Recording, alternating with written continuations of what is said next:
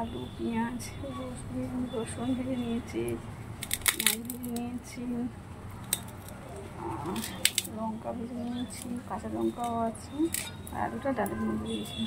এখানে কাঁঠাল দানাও আছে, ডালের মধ্যে সিদ্ধ করতে দিয়ে দিয়েছিলাম, জানো তো।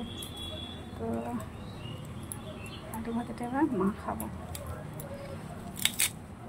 বেশি লঙ্কা দেবো না, আবার নিজে মেয়ে খেতে পারবে না, জানো তো।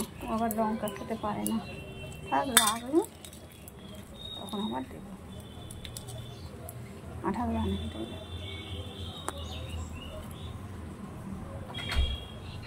তেলটা, এটাও কাঁঠাল দানা, বুঝলি তো।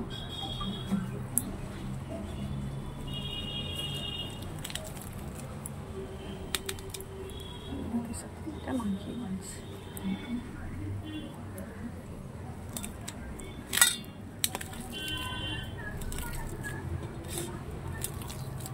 কে ভালোবাসে আলু ভাতে মাখানো, দারুণ লাগে। সঙ্গে কাঁঠাল দানাটাও একটা করেছি, একটু ডাল সিদ্ধ আছে, এটা দেখো কাঁঠাল দানা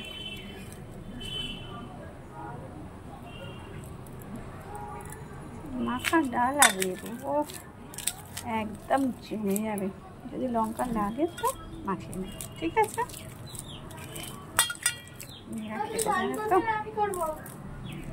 স্নান করবো, তুমি করো ততক্ষণ। আমার স্নান সকালে হয়ে গেছে, তো তুমি করে নাও।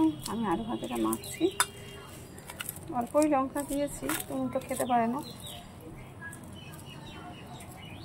এই দেখো একটা একটা করে গোল্লা দিয়ে দিলাম।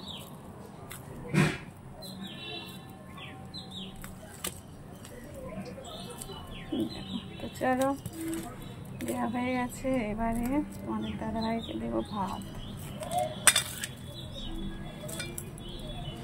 চলো ওকে ভাত দিয়ে নিচ্ছি।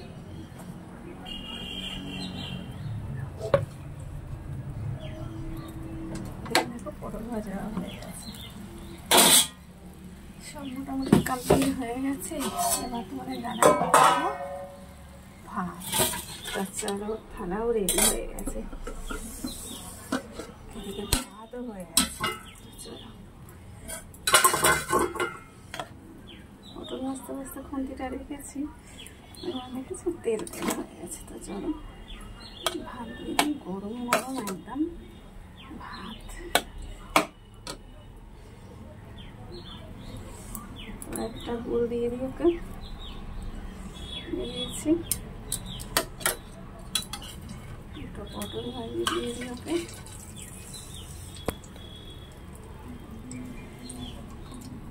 চলো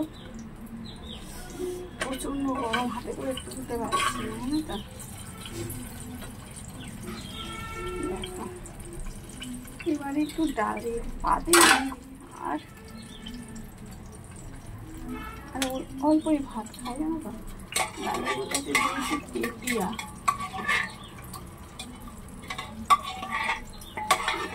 গেলেও করে দেখো পাচ্ছি না।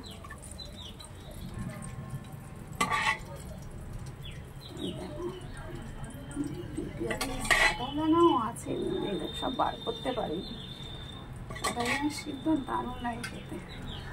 তো চলো আজকে এটাই করেছি, আর ডিম সিদ্ধ করেছি। ডিমটা ছাড়াতে হবে, ছাড়িয়ে দাদাভাইকে দিয়ে দেবো।